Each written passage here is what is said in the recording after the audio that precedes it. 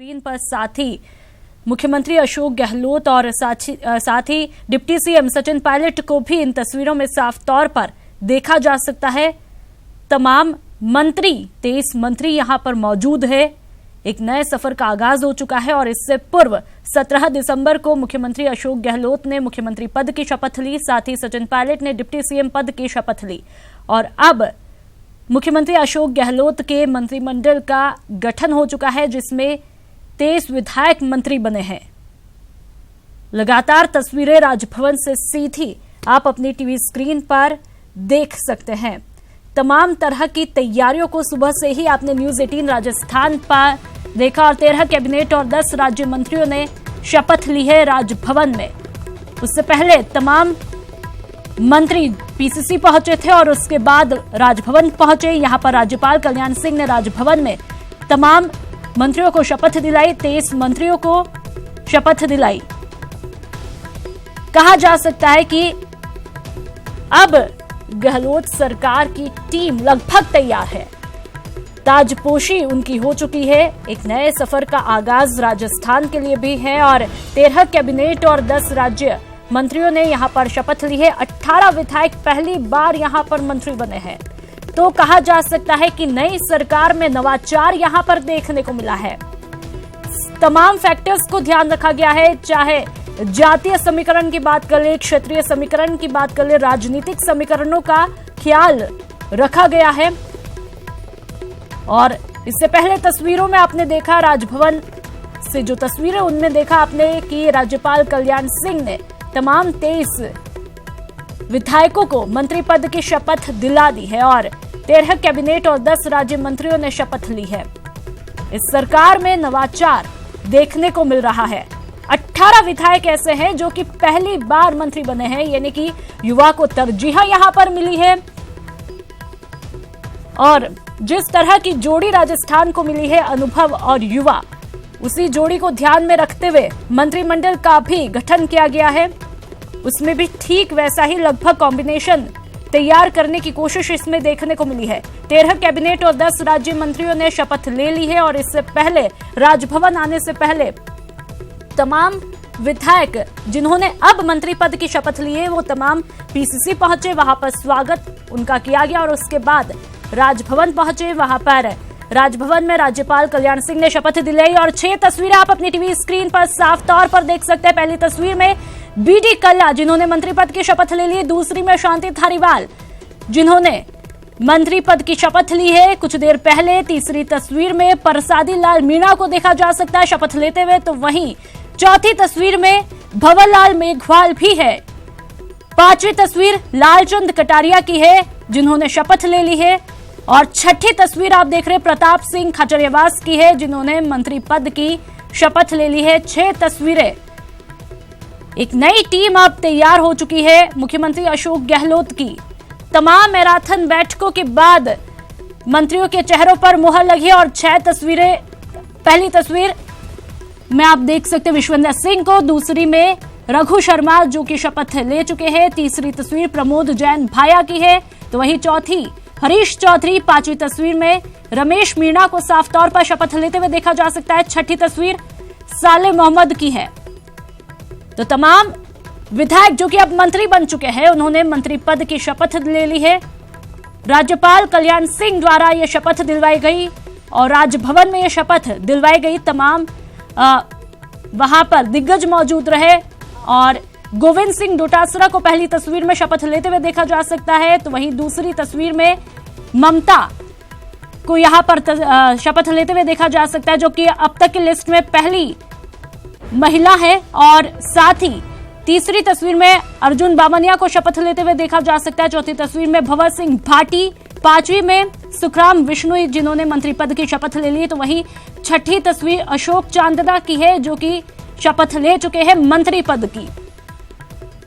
13 cabinet और 10 राज्य मंत्रियों ने शपथ ले ली है मंत्री पद की और आज मुख्यमंत्री अशोक गहलोत का मंत्रिमंडल लगभग बनकर तैयार हो चुका है। 23 विधायक जिन्होंने राजभवन में मंत्री पद की शपथ ले ली है। राजस्थान के लिए एक नए सफर का आगाज हो चुका है। साथ ही हमारे साथ जयपुर स्टूडियो से सीनियर एडिटर श्रीपाल शक्तावत जी हमारे साथ जुड़ चुके हैं। श्रीपाल जी, नई सरकार में नवाचार देखने को मिला है, किस तरह से देखते हैं शिवपाल जी? जी बिल्कुल नूपुर, अब कह सकते हैं कि राजस्थान में नई सरकार ने काम करना शुरू कर दिया है। हालांकि जो पहली लिस्ट निकली थी IPS अधिकारियों की, या जिस तरह से किसानों को राहत देने की कोशिश हुई, उसी के साथ सरकार ने काम करना शुरू कर दिया था। लेकिन अब गहलोत सरकार की टीम तैयार हो गई है, जिस स्पेशल 23 की हम बात कर रहे हैं। 23 मंत्रियों ने आज राजस्थान में शपथ ले ली है, 13 कैबिनेट मंत्री हैं और 10 राज्य मंत्री हैं। और सबसे बड़ी बात यह है कि इसमें अनुभव और नई ऊर्जा का इसमें एक मिश्रण बनाया गया है। इस पर पूरी चर्चा करने के लिए नूपुर हमारे साथ हैं वरिष्ठ पत्रकार श्री ओम सैनी जी, साथ में हैं वरिष्ठ पत्रकार श्री अविनाश कल्ला और राजनीतिक विश्लेषक श्री अनिल शेखावत। ओम सैनी साहब, ये जो अब कह सकते हैं टीम पूरी तैयार हो गई और काम करना भी उसने अब शुरू ही कर दिया है। शपथ लेने के बाद ये माना जा सकता है कि सरकार के कामकाज की प्रक्रिया शुरू हो गई है। ये जो पूरी टीम है, 13 जिलों को से शिकायत आ रही है, 13 जिलों से कि उनको नुमाइंदगी नहीं मिली है, अलग अलग जातियों की भी नाराजगी है, लेकिन सभी को शामिल करना ये अपने आप में एक बड़ी चुनौती होती है।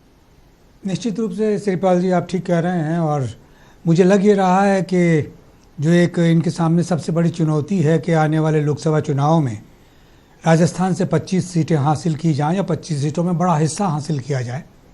क्योंकि ऐसे कहना 25 सीटें हासिल करने की बात तो बिल्कुल लगेगा जैसे कि मैं अमित शाह जी की तरफ से बोल रहा हूँ, लेकिन 25 सीटें प्राप्त करने की चेष्टा निश्चित रूप से करने का जो एक सिलसिला है, और उसमें जो विभिन्न संभागों में जिन काम करने की जो ज़रूरत है, उसके लिए जिस तरीके से बड़े नेताओं को कहीं अलग रखा गया है, मुझे लगता ये है कि वो लोकसभा के चुनाव की तैयारी का एक सिलसिला है। जैसे बहुत चर्चा हुई कि CP जोशी साहब इस मंत्रिमंडल में नहीं हैं, साथ में उन्हीं की वरिष्ठता से जुड़े हुए दीपेंद्र सिंह भी हैं, जितेंद्र सिंह भी हैं, जिनका कहीं नाम नहीं है, लेकिन निश्चित रूप से उन इलाकों में जहां काम करने की ज़रूरत है वहां पर ऐसे अनुभव वाले लोग पहुंचें तो बहुत कुछ हासिल किया जा सकता है। दूसरा, जिस तरीके से किसानों को राहत देने का काम शुरू हुआ है, नौजवानों को जो एक भत्ता देने वाला सिलसिला है, उसके लिए रेवेन्यू कहाँ से, पैसा कहाँ से आएगा, उन सब बातों का इंतजाम करना भी बड़ा ज़रूरी है। और उसके लिए जैसा समन्वय नज़र आ रहा है मुझे मंत्रिमंडल में, ऊर्जा और हौसले का और साथ साथ में अनुभव का, तो उसमें मुझे लगता ये है कि आने वाले वक्त में जो आगामी 3 महीने जो हैं उनमें ये सरकार काफ़ी कुछ करके दिखा देगी और बता देगी कि शायद जो कुछ राहुल गांधी का सोच रहा है कि जिस विचारधारा को समूल नष्ट करने की बात कही जा रही थी केंद्र सरकार की ओर से या भारतीय जनता पार्टी की ओर से, वो इतना सहज नहीं है। वो अपने आप में स्वर तो बदल ही गए, विनम्र तो हो ही गए, उसी तरीके से ये लोग भी स्थापित होना चाहते हैं और पुनः स्थापित करना चाहते हैं कि कांग्रेस गई नहीं है, कांग्रेस पुनः वापसी की ओर आ रही है। और ये 5 प्रदेशों के जो चुनाव नतीजे हैं वो अपने आप में चेतावनी है। भारतीय जनता पार्टी में भी वो स्वर जो काफ़ी प्रबल रहा है और दबाव वाला रहा है, अब विनम्र होकर के और अपनी तैयारियों में लगा है। और राजस्थान में जो प्रतिपक्ष की नेता हैं इस वक्त, पूर्व मुख्यमंत्री वसुंधरा जी, उनके सामने भी बड़ी चुनौती है। और साथ साथ में जो जी बिल्कुल, चुनौती दोनों के लिए है। वसुंधरा जी के लिए चुनौती है वापस बीजेपी को किस तरह से खड़ी कर पाए। हालांकि जिस तरह का रुझान मिल रहा था अविनाश कल्ला जी, माना जा रहा था कि कांग्रेस स्वीप कर सकती है, लेकिन कांग्रेस उस तरह से स्वीप नहीं कर पाई। 100 सीटों पर आकर के उसका जो गठबंधन है, 1 सीट उन्होंने RLD को दी थी, 100 सीटों पर आकर के टिक गई। ओम सैनी साहब जो अभी कह रहे थे कि वरिष्ठ जो नेता हैं, कई CP जोशी जी हैं, दीपेंद्र सिंह शेखावत हैं, परशुराम मोरदिया हैं, इस तरह के जितने भी वरिष्ठ नेता हैं उनको इसमें ड्रॉप करने के पीछे भी एक रणनीति हो सकती है। और माना ये जा रहा है कि लोकसभा चुनाव के लिए उनको तैयार किया जा रहा है। खासतौर पर CP जोशी चूंकि भीलवाड़ा से सांसद रहे हैं, माना ये जा रहा था कि वो लोकसभा का ही चुनाव लड़ना चाहते हैं और हो सकता है उनको इसीलिए इसमें ड्रॉप किया गया। इसी तरह से भंवरलाल शर्मा जो एक चौंकाने वाला नाम है, तय माना जा रहा था कि उनको मंत्रिमंडल में लिया जाएगा, लेकिन अब ये माना जा रहा है कि जिस तरह से अभिनेश महर्षि ने पिछली बार BSP से चूरू से करीब 3.5 लाख वोट लिए थे, तो अब कांग्रेस वहां पर ब्राह्मण कार्ड खेल सकती है लोकसभा चुनाव में और भंवरलाल शर्मा को वहां पर मैदान में उतारा जा सकता है। इसी तरह से महेश जोशी जो गहलोत सरकार में पिछली बार भी थे, बाद में सांसद रहे, उनके बारे में ये माना जा रहा है कि उनको जयपुर से शायद सांसद का चुनाव लड़ाने की एक रणनीति पर काम चल रहा है। इस तरह के कई नेता हैं जिनको लेकर के इस तरह की चर्चाएं हैं। आपको लग रहा है ये जो पूरी रणनीति है, जो ये पूरी टीम बनी है, इसके पीछे लोकसभा जीतना, लोकसभा की ज़्यादा से ज़्यादा सीटें जीतना, ये भी अपने आप में एक रणनीतिक उसका हिस्सा है? जी बिल्कुल, जैसा आपने कहा और बात हम सुबह से चर्चा कर ही रहे कि लोकसभा ही एक अहम मुद्दा है जिसके मद्देनज़र ये सारी तैयारियां की गई। और कांग्रेस पिछले कुछ दिनों में चुनाव से, जैसे थोड़े दिन पहले आपने कहा कि एक लग रहा था स्वीप कर जाएंगे, फिर कुछ इंटरनल क्लैशेस आए, कुछ मनमुटाव हुए, फेरबदल हुए, जिसका उन्होंने खामियाजा भुगता। तो अब कांग्रेस अपने आप को बिल्कुल रीग्रुप करके और हर एक कदम बिल्कुल सोच समझ के आगे ले रही है कि युवाओं को उन्होंने सामंजस्य बनाया। वो एक उप मुख्यमंत्री देखे, उप मुख्यमंत्री खाली नेम सेक ना रहे, अभी तक वो हर जगह अपनी एक एसर्शन भी दिखा रहे कि नहीं मैं भी एक हिस्सेदार हूँ। इस बार कई नए युवा चेहरे उतारे गए। तो मुझे लग रहा है कि अब ये सारी रणनीति इसी तहत है कि लोकसभा में कितने से कितने ज़्यादा लोग निकाल के आ सके, और उसके लिए अनुभव की ज़रूरत रहेगी। अनुभवी लोग ग्राउंड पे अभी से 3 महीने पड़े उनके पास कि वो किस तरह से अपना चुनावी बिसात बिछाते हैं, और ये युवा लोग क्या क्या अपने वायदे पूरे कर सके। अगर ये डिलीवरी एक नए जोश के साथ करे तो कांग्रेस पार्टी एक नए फॉर्मूले और एक नए लीडरशिप की तरह जाएगी। वो ये बड़ी खतरनाक ढंग से चरमरा दी। अशोक गहलोत जी और उनके तमाम जो सहयोगी टीम है, राजस्थान को मजबूत बनाकर अगले 5 सालों के अंदर, चाहे वित्तीय संदर्भ के अंदर हो, सामाजिक संदर्भ में हो, सभी संदर्भ में मजबूती राजस्थान के लिए। आप जिस इलाके से आते हैं वो इलाका अकाल प्रभावित रहता है, और इस साल भी बड़े इलाके में अकाल है। ऐसे में अब सरकार के पास जिम्मेदारी है, आप तत्काल कदम क्या उठाएंगे? क्योंकि केंद्र की टीम यहाँ पर आ चुकी है, लेकिन वहाँ फौरी राहत की जरूरत है। पेयजल के संदर्भ में और चारे के संदर्भ में तत्कालीन व्यवस्था करी जा रही है। जिला प्रशासन और राजस्थान सरकार ने कार्य शुरू कर लिया है। आने वाले समय के अंदर दोनों के संदर्भ में बड़ी मजबूती से नीचे अकाल से जूझा जाएगा। आखिरी सवाल, आपकी इमीडिएट 2 प्राथमिकताएं बताएं जिनको आप तत्काल ठीक करना चाहते हैं, चाहे बिना डिपार्टमेंट में पूछ रहा हूं, जो 2 चीजें हैं जो तत्काल ठीक होनी चाहिए और आप कर देंगे। अकाल राहत का प्रबंधन बेहतरीन हुई और समाज के अंतिम पंक्ति में बैठे हुए गरीब को प्राथमिकता से सुविधाएं मिले। तो हरीश चौधरी का कहना है कि समाज के आखिरी छोर पर बैठे हुए व्यक्ति को लाभ मिले, उसको सरकारी स्कीम्स का लाभ मिले और अकाल प्रबंधन ढंग से हो। अब देखना होगा सरकार इस मामले में कितना त्वरित कदम उठाती है। कैमरा पर्सन यासीन के साथ गोवर्धन चौधरी, न्यूज़ 18 राजस्थान, जयपुर। अविनाश जी, आप देख रहे हैं कि एक्टिव हो चुके हैं मंत्री। हरीश चौधरी से बात कर रहे थे हमारे सहयोगी गोवर्धन चौधरी, जो वो भी अपने आप में एक्टिव रहते हैं, हमारे स्पेशल कॉरेस्पॉन्डेंट हैं। हरीश चौधरी को लेकर एक मैसेज अभी आया भी था कि नाराजगी का दौर भी शुरू हो गया। 4 जो विधायक हैं बाड़मेर के, उन्होंने लगभग अपने आप को इससे जो अपने आप में उत्सव है मंत्रिमंडल की शपथ, उसमें मेवाराम जैन के अलावा जो दूसरे हैं अमीन खान, 4 विधायकों ने अपने आप को इससे दूर कर लिया। तो एक नाराजगी भी कहीं न कहीं सामने आ रही है। जिस चीज़ का वो जिक्र कर रहे थे अकाल का, अकाल प्रबंधन अपने आप में गहलोत की एक बड़ी खूबी मानी जाती है, और माना ही जा रहा है कि उनको मुख्यमंत्री बनाने के पीछे एक बड़ा कारण ये भी था कि जो अकाल की स्थिति पैदा होने वाली है राजस्थान में, सूखे और अकाल की, उससे निपटने में उनकी जो महारत है उसका इस्तेमाल बेहतर तरीके से किया जा सकता है। ये भी अपने आप में एक चुनौती है लोकसभा चुनाव के अलावा। जी बिल्कुल है, चूँकि मई अप्रैल के महीना होगा, पानी की किल्लत रहेगी, और अशोक गहलोत ने पिछले कार्यकाल में जो अकाल प्रबंधन किया वो बहुत सराहनीय था।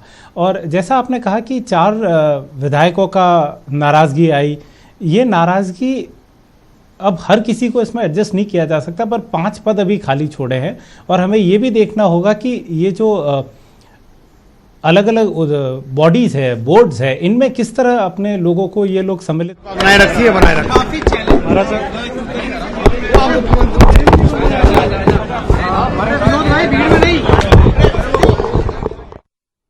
विश्वेंद्र सिंह भरतपुर के कुम्हेर से विधायक हैं और सांसद रह चुके हैं जनता दल से। वो अपने अंदाज के लिए पहचाने जाते हैं।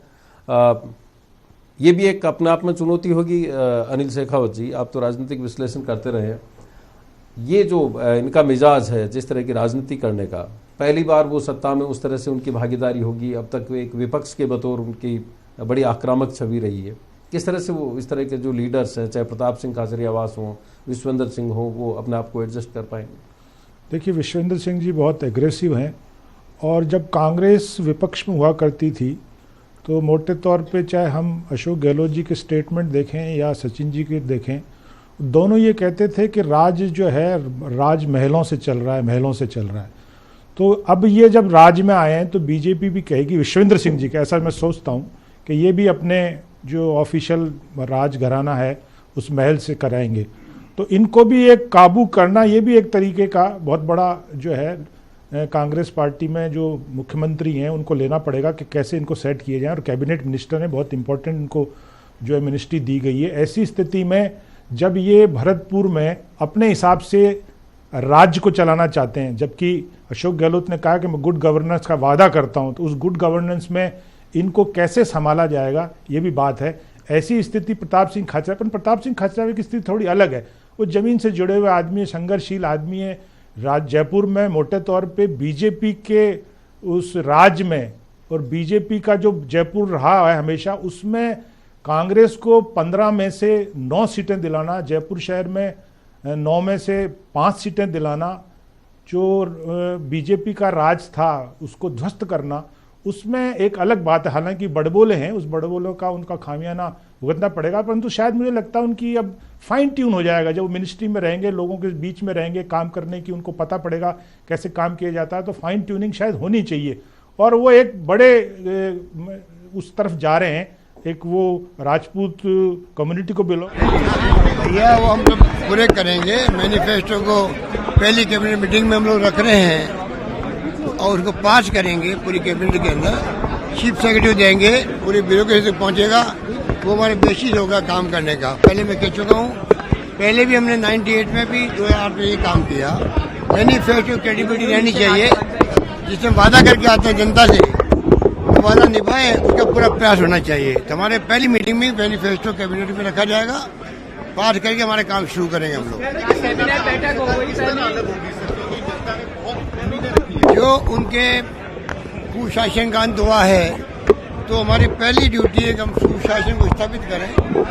किस प्रकार से हम लोग जो कानून व्यवस्था की स्थिति है, चाहे वो करप्शन की इश्यूज है, चाहे किसान की बात है, नौजवानों को रोजगार की बात है, मजदूरों की बात है, गरीबों की बात है, सब बातें उसमें आ जाती है, सुशासन में आ जाती है, गुड गवर्नेंस में आ जाती है सब बातें। यूरिया के लिए हमारी 3 ट्रैक आ चुकी है, 8 ट्रैक ऑन द वे है, और हमने इंस्ट्रक्शन दे रखे हैं कि कोई जिले के अंदर तकलीफ नहीं आनी चाहिए। और ये मध्य प्रदेश में राजस्थान सब जगह तकलीफ है। मैं मानता हूँ कि इस तकलीफ को आर्टिफिशियल पैदा किया गया है, क्योंकि उनको मालूम था गवर्नमेंट बदल रही है, जानबूझ के डाइवर्ट कर दिया गया हरियाणा के अंदर। इस प्रकार की जो हरकत की गई है उसको हम दिखवा रहे हैं, उसके बाद तय करेंगे हमें क्या करना है। लगता ऐसा ही है, राजस्थान में मध्य प्रदेश की रैंक जो थी डाइवर्ट कर दी गई, उसके कारण से किल्लत हुई। और प्रधानमंत्री मोदी जी ने पहले कह दिया था कि राजस्थान में तो थानों में बढ़ रहा यूरिया, लाठीचार्ज हो रहा है, जबकि हमारे वक्त में लाठीचार्ज नहीं हुआ था। पिछली बार उन्होंने पिछली गवर्नमेंट बदनाम किया कि लाठीचार्ज होते थे, यूरिया बढ़ता था थाने के अंदर, जबकि 2008 से 13 तक कभी ऐसी घटना नहीं हुई थी। उन्होंने प्रधानमंत्री जी ने कोट किया पब्लिक मीटिंग के अंदर। मैं उनसे पूछना चाहूंगा कि आपको कैसे मालूम हमारी गवर्नमेंट वक्त में ये बातें हुई थी? ये आपकी गवर्नमेंट वक्त में 5 साल में बार बार थाने में यूरिया बढ़ रहा, थाने की प्रोटेक्शन में किल्लत रही यूरिया की, लाठीचार्ज हुआ तो इनके वक्त में हुआ है। कोर्ट हमें उन्होंने किया, किस मुंह से उन्होंने किया? पोर्टफोलियो बढ़ते ही पहली मीटिंग हो जाएगी। ठीक है, चलिए आप।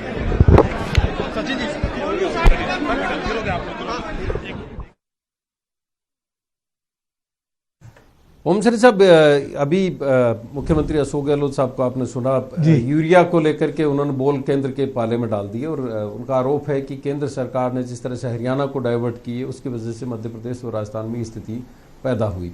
तो ये सीधे तौर पर संकेत नहीं कि केंद्र और राज्य के बीच में अब रिश्ते किस तरह के रहने वाले हैं? निश्चित रूप से ऐसा लगता नहीं है कि सद्भाव या समन्वय रहेगा। ये कन्फ्रंटेशन तो वैसे के वैसे ही, जैसे एक वक्त में हम देखा करते थे जब सुना था कि राजस्थान के मुख्यमंत्री को कटोरा लिए दिल्ली में घूमते देखते हैं, वही वैसी स्थिति मुझे लगता है कि वैसे होगी। तो ऐसे में राज्य सरकार की बड़ी जिम्मेवारी बन जाती है कि लोगों की तकलीफ़ें कैसे दूर की जाएं। और वो मेरा ख्याल है कि क्योंकि मुख्यमंत्री का ये जो स्वर प्रधानमंत्री के उस काम के बारे में आया है कि हरियाणा में डाइवर्ट कर दी ट्रेन को, तो इसका मतलब ये है कि अब सहज रूप से सारे काम नहीं होंगे। यूरिया किसान की इस वक्त ज़रूरत है और वो ज़्यादा से ज़्यादा तादाद में यहाँ पर मिलना चाहिए उसको, और मेरा ख्याल है कि कैबिनेट की मीटिंग के साथ में कोई फैसला होगा। नहीं, किसान यूरिया हाड़ौती में पहुंचाने की पूरी तैयारी हुई है, वहां पर पहुंची भी है, लेकिन जो डिमांड है, डिमांड एंड सप्लाई वाला मामला, हाँ, ये वो सिलसिला अविनाश जी अपने आप में एक बड़ा मसला है। और कहीं न कहीं जो किसानों को राहत दी गई, किसानों के जो ऋण माफ किए गए, जिसको एनकेस कर सकती है कांग्रेस, उसको यूरिया के माध्यम से कहीं न कहीं डैमेज करने की कोशिश हो। बिल्कुल। पहली प्राथमिकता घोषणा पत्र के अनुसार सरकार काम करेगी और ऋण माफी का सबसे बड़ा मुद्दा उसमें हल कर दिया गया है, और बाकी भी क्रमवार तरीके से सरकार उसको पूरा करेगी। जो राजस्थान प्रदेश की जनता से वादा किया है पार्टी ने, वो पूरा करेगी। आपका इलाका जो मेवाड़ और बागड़ इलाका है वो अभी समाज की मुख्य धारा से उतना नहीं जुड़ पाया है, जो विकास का लाभ है वो अंतिम छोर तक नहीं पहुंच पाया है। तो ऐसे में आपके सामने चुनौती भी बढ़ जाती है और लोगों की उम्मीदें भी बहुत बढ़ी हुई हैं। उस इलाके को अगर देखा जाए तो तत्काल रूप से क्या काम आप करेंगे और कितना वहां के लोगों को आप संतुष्ट कर पाएंगे? बिल्कुल संतुष्ट करेंगे, और जो कुछ मुद्दे हैं, वहाँ की समस्याएं हैं, उनका निराकरण समय के अनुसार करेंगे। शपथ ली है और मुद्दे हमारी जानकारी में हैं। जाकर के लोगों की जो आवश्यकता होगी पहली, उसको पहली प्राथमिकता देकर के पूरा करेंगे। डूंगरपुर रतलाम रेल प्रोजेक्ट था, वो अटकावा पड़ा है। परमाणु बिजली घर बांसवाड़ा का है, वो अटकावा पड़ा है। इनके लिए भी भारत सरकार के सामने अप्रोच करने की आपकी जरूरत पड़ेगी। आप लेंगे इन कामों को अपनी प्राथमिकता में? हमारे माननीय मुख्यमंत्री और उप मुख्यमंत्री दोनों बहुत सक्षम है, और उन्हीं की ये योजनाएं थी जो भारतीय जनता पार्टी की सरकार ने रोक दिया था, उनको पहली प्राथमिकता से वो लेंगे और वो अपनी पहुंच के आधार पर उस योजनाओं को जो अधर में लटका रखी है उनको पूरा करेंगे। आंजना जी, अगर बात की जाए इन चुनाव में जो मेवाड़ का और बागड़ का जो इलाका है, जैसी आपकी उम्मीदें थी उन उम्मीदों के मुताबिक वोट कांग्रेस को नहीं मिल पाया है। 3-4 महीने बाद में लोकसभा चुनाव होने हैं। ऐसे में आपके सामने राजनीतिक तौर से और प्रशासनिक तौर से दोनों तरह से बड़ी चुनौती है, परफॉर्मेंस सुधारने की भी और पार्टी को सीट दिलाने की भी। तो ऐसे में आपको क्या उम्मीद लगती है, क्या काम किए जाने चाहिए संगठन स्तर पर और सरकार के स्तर पर कि पार्टी की परफॉर्मेंस सुधरे उस इलाके में? परफॉर्मेंस बढ़ाएंगे, बिल्कुल, इसमें कोई दो राय नहीं है। थोड़ा समर्थन कम मिला है, लेकिन भारतीय जनता पार्टी का दुष्प्रचार, धन बल का प्रयोग, इन सब कारणों से ग्राफ थोड़ा जरूर गिरा है, लेकिन वापस जनता का दिल जीतेंगे और लोकसभा चुनाव में अच्छा प्रदर्शन करेंगे। सर, आखिरी सवाल, अभी तत्काल रूप से क्या काम करने की जरूरत है सरकार को भी, और आप अभी महकमा नहीं मिला है लेकिन आपको भी, वो 2 काम मुझे बता दीजिए जो तत्काल हाथ में लेने चाहिए। अभी तो जो जनता ने वोट दिया उनको धन्यवाद देने का समय, इसलिए धन्यवाद देंगे। जो डिपार्टमेंट मिल जाएगा उसके अनुसार काम करेंगे अलग अलग। चॉइस कौन सी है डिपार्टमेंट की? जो भी पार्टी दे दे वो, उसमें वो कोई चॉइस वाली बात नहीं है। तो उदयलाल आंजना ने दावा किया है कि जो भी जनता की उम्मीदें हैं उनको वो खरा उतरने का प्रयास करेंगे और सरकार का लेके कि बढ़ेंगे नहीं बढ़ेंगे, क्योंकि आपके पुराने कई साथी इस बार मंत्रिमंडल में जगह नहीं बना पाए। जीत के आए, वो विधानसभा तक पहुंचे लेकिन जगह नहीं मिली उनको। राजेंद्र पारिक जी हैं। ये हाईकमान का निर्णय है। राहुल जी ने जो किया वो बड़े सोच विचार कर किया है और सबको हाईकमान पर भरोसा है। क्या माने मेरी बात? जो उन्होंने जिम्मेदारी दी है उसको ईमानदारी से निभाए। क्या माने, खाद्य मंत्री से बात हो रही है या सहकारिता मंत्री से बात हो रही है? मेरी सिर्फ मंत्री से बात हो रही है। सिर्फ मंत्री से बात हो रही है अभी।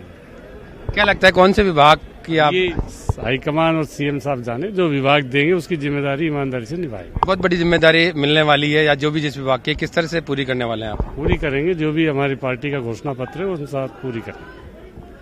कुछ क्योंकि बड़े संशय था कि एक साथ कैसे आएंगे, कैसे बनेंगे। कई जैसे साथी मैंने कहा कि दीपेंद्र सिंह जी जैसे, या यूं कहे भरत सिंह जी जैसे, या राजेंद्र पारिक जैसे, वो लोग शामिल नहीं हो पाए। हाईकमान का फैसला था। तो आपको कहीं न कहीं क्योंकि साथी रहे थे, मंत्रिमंडल में कमी खलेगी?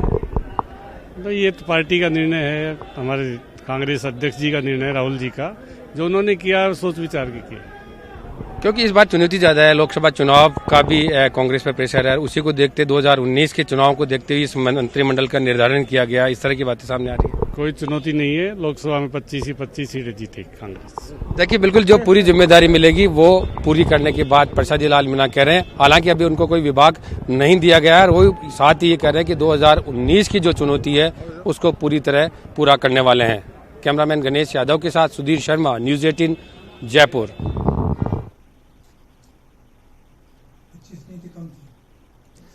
तो पहले उदयलाल अंजना से आपने बात सुनी और इसके बाद में प्रसाद लाल मीणा से बात कि उदयलाल अंजना मेवाड़ के नेता हैं, किसान नेता है, किसानों की बात आ रही थी, और प्रसाद लाल मीणा से जो हमारे सहयोगी हैं सुधीर शर्मा वो बात कर रहे थे। प्रसाद लाल मीणा सहकारिता मंत्री रहे, खाद्य आपूर्ति मंत्री रहे, और इस बार भी उनको बड़ी उम्मीद है कि कोई इसी तरह का एक विभाग उनको मिलेगा। जो किसानों के मुद्दे पर हम बात कर रहे थे, उस पर जिस तरह से राजनीति अब गरमाएगी, क्योंकि कांग्रेस के पास किसानों के पास में जाने का एक बड़ा मुद्दा है और उसको उन्होंने पूरा भी किया है किसानों के ऋण माफ करके, लेकिन बीजेपी यूरिया के जरिए उसको घेरने की कोशिश करेगी। देखिए, दोनों लोग किसान वोट चाहेंगे। कांग्रेस को अभी तक सफलता आई है, पर कांग्रेस सरकार का राज्य में एक ये भी रहेगा कि केंद्र चाह के भी अभी उतना चीज़ रोक नहीं पाएगा, क्योंकि उन्हें भी क्रेडिट देना और उन्हें भी ये क्रेडिट लेना है कि हमने द्वेष नहीं देखा, हमने हमारी तरफ से पूरा काम किया। तो घेरने की कोशिश जरूर की जाएगी, बट क्योंकि चुनाव सिर्फ 3-3.5 महीने दूर। पिछली बार विधानसभा पहुंचे थे और इस बार उनकी पुत्रवधू को हराया। भंवर सिंह भाटी हमारे साथ हैं और उनको राज्य मंत्री बनाया गया है। भाटी साहब, राज्य मंत्री के तौर पर पहली बार आपको मंत्री बनने का मौका मिला है, क्या प्राथमिकताएं रहेंगी आपकी, क्या काम करना चाहेंगे तात्कालिक रूप से राज्य मंत्री के तौर पर? देखिए, सबसे पहले तो मैं हमारे कांग्रेस पार्टी के राष्ट्रीय अध्यक्ष राहुल गांधी जी का, हमारे राजस्थान के मुख्यमंत्री आदरणीय अशोक गहलोत जी का, और हमारे राजस्थान प्रदेश कांग्रेस के अध्यक्ष सचिन पायलट जी का और तमाम हमारे कांग्रेस पार्टी के नेताओं का आभार प्रकट करना चाहूंगा कि मुझे राज्य मंत्री के तौर पर मंत्री बनने का, राजस्थान की सरकार में शामिल होने का अवसर दिया।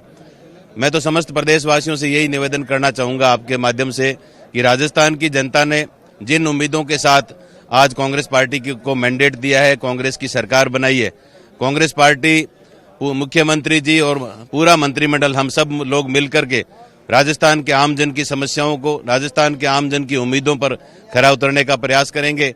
और जो कांग्रेस पार्टी का घोषणा पत्र है, उस घोषणा पत्र के अनुसार हम हर वर्ग, हर क्षेत्र के विकास के लिए कार्य करेंगे। आप जिस क्षेत्र से आते हैं वो रेगिस्तानी क्षेत्र भी है और नहरी क्षेत्र भी है, टेल तक के किसानों को पानी नहीं मिल पाता, क्या उस क्षेत्र की मैं पोलो में, तो ये माना जाए युवा और खेल मामलात के मंत्री बनने वाले हैं आप? खिलाड़ी होना एक अलग बात है और खेल मंत्री होना एक अलग बात है। अभी तक पोर्टफोलियो की कोई इन्फॉर्मेशन नहीं है, और जो भी जिम्मेदारी आदरणीय राहुल गांधी जी और आदरणीय अशोक गहलोत जी हमें देंगे, चाहे वो खेल की होगी, चाहे वो किसी और डिपार्टमेंट की होगी, उस जिम्मेदारी को पूरे 5 साल आज जो हमने शपथ ली है, उस शपथ के तहत उस जिम्मेदारी को निभाने का काम करें। आपका विधानसभा में जो 13वीं विधानसभा थी उसमें अलग रोल देखने को मिलता था, आक्रामक रोल होता था, यहाँ तक कि आप प्रदर्शन करके और बाहर बनियान में ही सदन के अंदर भी गए हो, कई बार इस तरह का आया है। अब थोड़ी आपकी अलग छवि बन जाएगी, क्योंकि एक मंत्री होंगे तो अलग वहाँ पर छवि, तो उसको कैसे मेंटेन करेंगे कि एक आक्रामक छवि एक मंत्री के तौर पे? देखिए, बनियान में तो हम नहीं गए थे, गए तो कुर्ते में थे, लेकिन राज के पुलिस वालों ने हमको डंडा मार मार के हमारा कुर्ता फाड़ दिया, तो नया तो हम साथ के साथ ले जा नहीं सकते थे। लेकिन निश्चित रूप से प्रदर्शनकारी जो होते हैं उनके पास में कुछ मुद्दे होते हैं। मुझे लगता है कि जो राज में बैठते हैं उन्हें विपक्ष के लोगों के ऊपर, प्रदर्शनकारियों के मुद्दों के ऊपर थोड़ा ध्यान देना चाहिए, क्योंकि वो मुद्दे होते हैं कि जो जनता आपसे कहना चाहती है, अक्सर राज चापलूसों से घिर जाता है। मैं समझता हूं कि विपक्ष और प्रदर्शनकारियों के ऊपर नजर रखनी चाहिए, उनके मुद्दों के ऊपर नजर रखनी चाहिए, और कोशिश करें कि अगर वो जनता के हित के मुद्दे हैं तो निश्चित रूप से इस बार आप सत्ता में, तो आपके ऊपर ज्यादा जिम्मेदारी बढ़ जाएगी विपक्षी और मुद्दों की। निश्चित रूप से बैलेंसिंग अच्छा करेंगे। क्या माने कि हमारी बात खेल मंत्री किस विभाग को आपने तरजीह देने वाले हैं, किस विभाग की आपकी चाहत है कि ये विभाग मिले तो मैं और अच्छा काम कर सकता हूँ? मुझे कोई भी विभाग देंगे, मैं उसमें पूरे 5 साल मेहनत करके काम करूंगा, और आपको लगेगा ही नहीं कि कोई और विभाग बेहतर रहता, मैं उसी में कर दूंगा काम, आप चिंता ना करें। देखिए, आत्मविश्वास बोल रहा है कि कोई भी विभाग देंगे वो काम करके दिखाएंगे। कैमरामैन गणेश के साथ सुधीर शर्मा, न्यूज़ 18 जयपुर।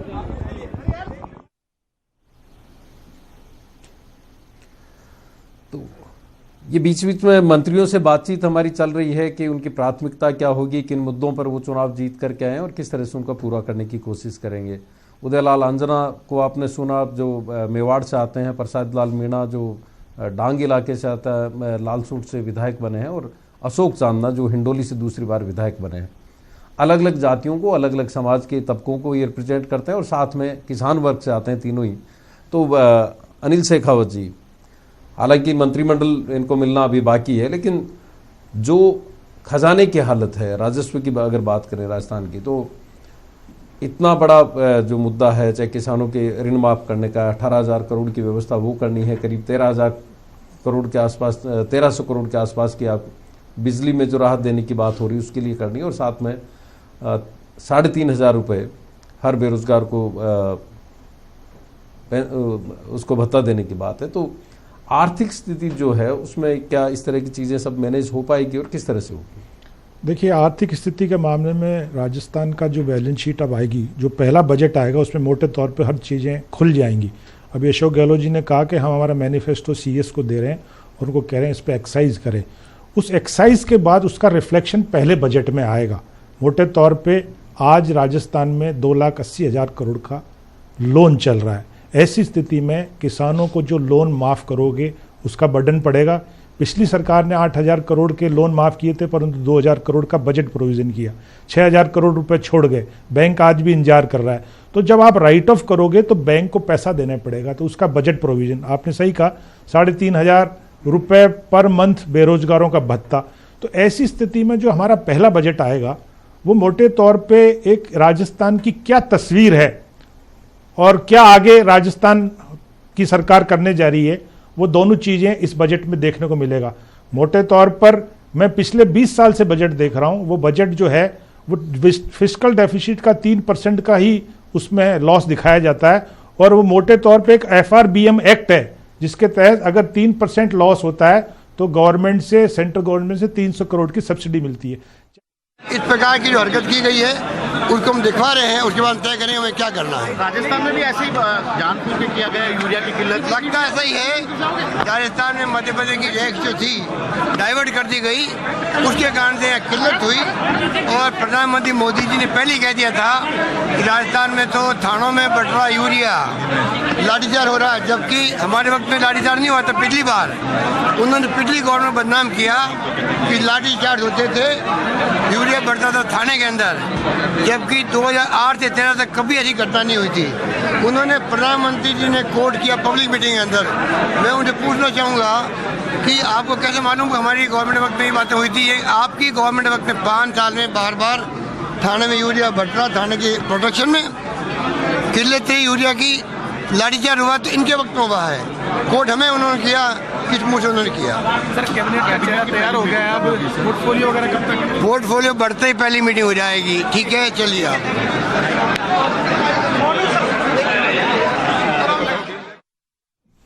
नहीं, वहाँ से